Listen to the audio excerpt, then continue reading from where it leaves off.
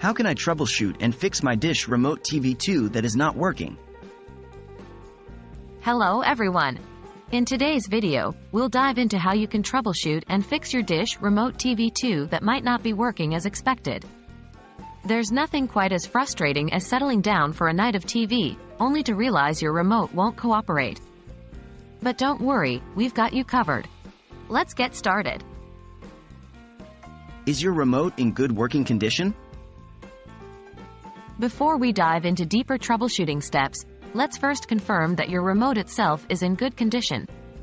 Check for any visible damage or broken buttons. Make sure the batteries are fresh and inserted correctly.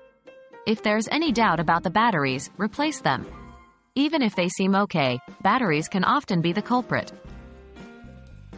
Is your remote paired correctly? Next, let's make sure that your remote is paired correctly with your TV.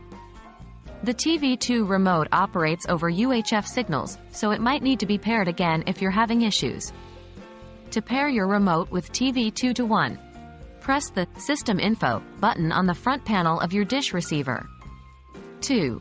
A screen containing system information will appear on your TV2. 3. On the remote, press Record. 4. Check if the address on the System Info screen changes. If the address changes, your remote is now paired with your dish receiver. If not, try the process again. Are there obstructions or interference?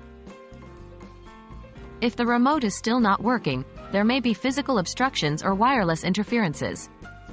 The TV2 remote operates over UHF and can be blocked by walls, floors, or large objects. Try moving closer to the receiver or repositioning yourself to have a clear line of sight. Is your remote in the correct mode? Finally, check to see if your remote is in the correct mode. Dish remotes can control multiple devices, and it might be in the wrong mode. To ensure it's in the right mode, press the SAT button, which should light up. If not, press and hold the SAT button until all mode lights light up, then release. Only the SAT light should be lit.